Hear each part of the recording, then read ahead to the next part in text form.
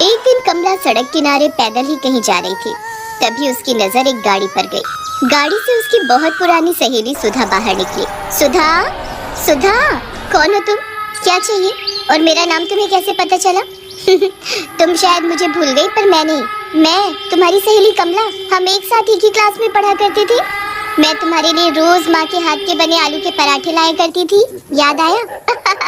हाँ हाँ, याद आया। कमला, तुम कितनी बदल गई हो। मैंने तुम्हें पहचाना ही नहीं। अच्छा बताओ, तुमने अपनी ये क्या हालत बना रखी है?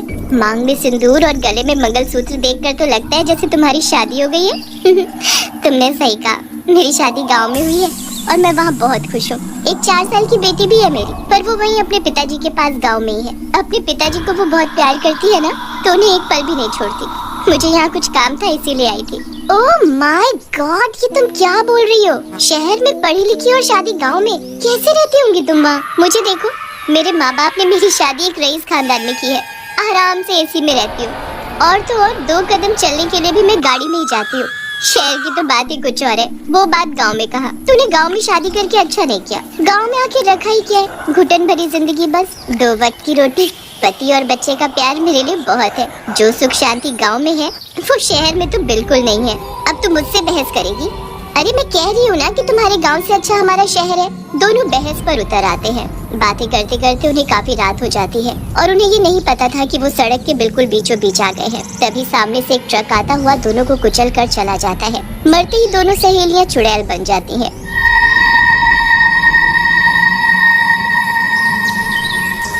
एक शहरी चुड़ैल, दूसरी गांव की। मैं मर गई कमला, मैं मर गई।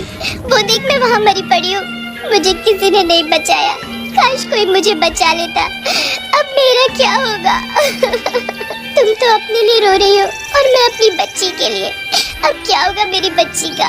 वो बिना माँ के कैसे रहेगी? अरे हाँ, मैं तो भूल ही गई थी। उसके पिताजी उसकी माँ से भी ज्यादा उसे प्यार करते हैं। वो संभाल लेंगे उसे। अगर तुम हमारे गांव में होती तो तुम्हें एक खरोच तक नहीं आती। तुम फिर शुरू हो गई। ठीक है, फिर अब से हम एक काम करते हैं। तुम यहाँ शहर में रहोगी और मैं गांव में। तभी पता चलेगा कि गांव अच्छा है या शहर। फिर क्या था, दोनों एक दूसरे की जगह बदल लेते हैं। चुड़ैल बनी कमला शहर में रहती है और सुधा चुड़ैल का रूप लिए कमला के गांव में पहुंच जाती है। जैसे ही सुधा गांव में पहुंचती है, उसका एक पैर गाय के गोबर में पड़ जाता है। ओह माय गॉड, ये छी क्या है? मेरा पैर, ये मेरे पैर में क्या लग गया? इसे कितनी बदबू भी आ रही है। छी, ऐसा लगता है कि अभी उल्टी हो जाएगी। तभी सामने से एक औरत रूपा सिर पर पानी का मटका उठाए वहाँ से गुजर रही थी। वो चुड़ैल को गोबर में सना देख उस पर हंसने लगती है। ये गांव है गांव, यहाँ कदम कदम पर ऐसा ही मिलेगा। संभल कर चलो चुड़ैल रानी। तुमने मुझे चुड़ैल कैसे बोला? तुम्हारी हिम्मत कैसे हुई मुझे चुड़ैल बोलने की? चुड़ैल को चुड़ैल नहीं बोलूंगी तो क्या बोलूं? तुम ही बता दो चुड़ैल रानी। हाँ? अरे मैं तो भूल ही गई थी कि मैं अब एक चुड़ैल हूँ। पहले जैसी नहीं दिखती अब मैं। अच्छा ये बताओ, मैं चुड़ैल हूँ, तुम्हें मुझसे डर नहीं लग रहा? हमारे गांव में आए दिन चुड़ैल घुस आती हैं। उन्हें हम मारते नहीं हैं, बल्कि उनसे पूछते हैं कि वो किस कारण से चुड़ैल बनी। आखिर उनकी क्या मजबूरी थी जो वो चुड़ैल बन गई मरने के बाद। फिर हम सब गांव वाले मिलकर उसकी इच्छा पूरी करते हैं और उसे मुक्ति दिला देते हैं, ताकि वो गांव वालों को दुखी न करे। उसके बाद वो चुड़ैल फिर कभी गाँव में दिखाई नहीं देती। अच्छा, तुम अपना ये गोबर वाला पैर आगे करो ताकि मैं इसे धो सकूं। What you mean गोबर? ये गोबर क्या है? इससे तो बहुत गंदी बदबू आ रही है। ये गाय का गोबर है, मतलब गाय की पोटी। छी, तभी कहूँ इससे इतनी बदबू क्यों आ रही है। ये लो जल्दी धो दो मेरा पैर। रूपा मुस्कुराती हुई वहाँ से आगे निकल जाती है। जिसे मैं जानती नहीं पहचानती नहीं, उससे मैं कब से बात कर रही थी और वो मुझसे जरा भी नहीं डरी। क्या सच में गाँव के लोग ऐसे होते हैं? नहीं, मैं कुछ ज्यादा ही सोच रही हूँ। अभी तो यहाँ आई हूँ, अभी तो पूरा गांव देखना बाकी है। इस गांव में आते ही मेरी क्या हालत हो गई। सोचो वहाँ शहर में कमला का क्या हाल हो रहा होगा। वहाँ शहर में कमला इधर उधर भटक रही थी। उसे छुपने की कोई जगह ही नहीं मिल रही थी। ये शहर इंसानों से भरा पड़ा है, पैर रखने तक की जगह नहीं है। कुछ समझ ही नहीं आ रहा कहाँ जाऊँ। तभी कमला को सामने पकौड़ों की दुकान दिखती है। वो सीधी वहाँ घुस जाती है। भैया, क्या मुझे थोड़े पकौड़े दोगे? बहुत भूख लगी है, इसके बाद तुम्हें पैसे भी दूंगी। क्यों नहीं, मैं भी तुम्हें कोई फ्री में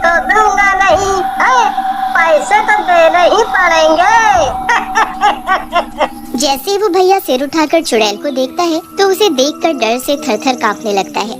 तुमने पहले क्यों नहीं बताया कि तुम चुड़ैल हो? मैं तुमसे पैसे ही नहीं मांगता। तुम ये पकौड़े फ्री में खाओ, पर मुझे मत खाना, चाहे तो सारे खा लो।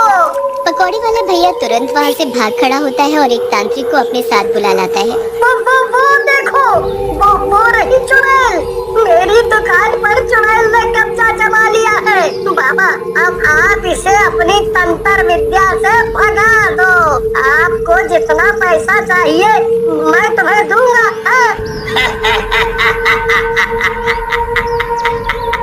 ऐसी पता नहीं कितनी ही चुड़ैलों को हमने भस्म किया है। ये चुड़ैल हमारे सामने कुछ भी नहीं है, अभी देखो। तांत्रिक थैले से भस्म निकालता है और मंत्र पढ़ने लगता है। नहीं, ऐसा मत करो, मैंने तो किसी का कुछ नहीं बिगाड़ा। फिर तुम लोग बिना वजह मुझे क्यों तड़पा रहे हो? इससे पहले कि ये तांत्रिक मुझे भस्म करे, मुझे यहाँ से गायब होना होगा। चुड़ैल फौरन वहाँ से गायब हो जाती है और किसी के घर पहुँच जाती है। अगर मैं थोड़ी देर और वहाँ रहती तो उस तांत्रिक ने मुझे भस्म ही कर दिया होता। पर ये मैं कहाँ गई? चुड़ैल मनोहर के घर में थी। मनोहर जैसे ही नींद से उठता है, उसकी पत्नी उसके लिए कॉफी लेकर आती है और मनोहर के हाथ में थमा देती है। चुड़ैल चुपके से ये सब देख रही थी। छी, कितने गंदे लोग हैं ये। बिना हाथ मुंह धोए, बिना नहाए कैसे बिस्तर में ही चाय पी सकते हैं? हमारे यहाँ तो उठते ही सबसे पहले नहाते हैं और उसके बाद पाठ पूजा, फिर जाकर चाय पानी करते हैं। और यहाँ देखो, मुझे तो पहले ही शहर पसंद नहीं था, इससे तो हमारा गांव अच्छा है। यहाँ चुड़ैल कमला और वहाँ चुड़ैल सुधा भटक रही थी। सुधा अपनी मस्ती में यहाँ वहाँ देखती हुई जा ही रही होती है कि तभी उसकी नजर कुछ खेलते हुए बच्चों पर पड़ती है। ये देखो गांव के बच्चों को। हमारे शहर में बच्चे सुबह उठकर स्कूल जाते हैं और यहाँ गांव के बच्चों को देखो, मिट्टी में खेल रहे हैं। कोई पढ़ना वढ़ना नहीं है इन्हें, दिन भर बस उछल कूद। तुम बच्चे यहाँ क्यों खेल रहे हो? स्कूल क्यों नहीं जाते? ये तो चुड़ैल है। माँ, बचाओ। राजू डर मत, मैं हूँ ना, मैं तुझे कुछ नहीं होने दूंगी। तुम बच्चे स्कूल क्यों नहीं जाते बताओ, नहीं तो मैं तुम सबको खा जाऊंगी। 2 दिन से हमारी मैडम गायब है, उनके बिना हम कैसे पढ़े, इसीलिए हम सब यहाँ खेल रहे हैं। गायब है? पूरे गांव में क्या एक ही मैडम है तुम्हारी? हमारे शहर में तो कितने सारे स्कूल हैं, उनमें पढ़ाने वाली कई टीचर भी होती हैं। और यहाँ देखो, अच्छा तुम्हारी मैडम का नाम क्या है? बस फिर क्या था, मैडम का नाम सुनते ही चुड़ैल चौंक जाती है। वहाँ पूरे शहर में भटकने के बाद कमला अचानक सुधा के घर पहुँच जाती है और सामने दीवार पर उसकी तस्वीर देखकर चौंक जाती है। ये तो घर सुधा का मालूम पड़ता है। हाँ, ये सुधा का ही घर है। उसकी तस्वीर यहाँ है तो उसी का घर होगा ना ये। पर घर में कोई दिखाई क्यों नहीं दे रहा है? तभी उसे घर में कोई आदमी घुसता हुआ दिखाई देता है और साथ में कोई औरत भी होती है। अच्छा हुआ जो वो सुधा अपने आप ही मर गई और मुझे उससे छुटकारा मिल गया, नहीं तो हम दोनों एक दूसरे से कभी नहीं मिल सकते थे। बिल्कुल सही कहा पतिदेव, उसके मरने के बाद ही तुम मेरे हो पाए। अगर वो नहीं भी मरती ना तो मैं जरूर उसे मार देती। चुड़ैल चुपके से सब देख रही थी। वहाँ सुधा कमला का नाम सुनते ही बच्चों से उसके घर का पता पूछती है और वहाँ जाती है। वहाँ उसके पति सुभाष और बच्ची को देख हैरान रह जाती है। वो अपनी बेटी की पूरी देखरेख में लगा था। चुड़ैल ये सब देखकर वहाँ से चली जाती है और कमला को याद करती है। तभी कमला उसके पास वहाँ आ जाती है। मैं तुम्हें याद कर रही थी, अच्छा हुआ तुम आ गई। मैंने तुम्हारा पूरा गाँव देखा और देखकर यही पता चला कि यहाँ ऐशो आराम भले ही नहीं है, पर यहाँ के लोग बहुत अच्छे हैं। खुली हवा में सांस लेना कितना अच्छा लगता है। शहर भी इतना बुरा नहीं है जितना मैं सोच रही थी। वहाँ स्कूल है, हर सुविधा है, पर लोगों की सोच बहुत छोटी है, आलसी है, हमेशा ऐशो आराम में ही रहना पसंद करते हैं। और हाँ, एक बात तो मैं तुम्हें बताना ही भूल गई, मैं तुम्हारे घर गई थी। तुम्हें मरे हुए 2 दिन भी नहीं हुए कि तुम्हारे पति ने दूसरी औरत से शादी कर ली। वो अब वहीं तुम्हारे घर में रहती है। सुधा ये सब सुनकर रोने लगती है। कमला उसे जैसे तैसे चुप करा देती है। मेरा पति बेईमान निकला, पर कमला तुम्हारा पति और बच्ची बहुत ही अच्छे हैं। तुम्हारा पति अपनी बेटी की बिल्कुल माँ के जैसे देखभाल करता है और गांव के लोग वो भी बहुत अच्छे हैं। गांव की खुली हवा में सांस लेकर बहुत सुकून मिल रहा है। दोनों चुड़ैलों को अपनी अपनी जगह बदलने के बाद पता चला कि दोनों ही जरूरत की जगह है, शहर भी और गांव भी।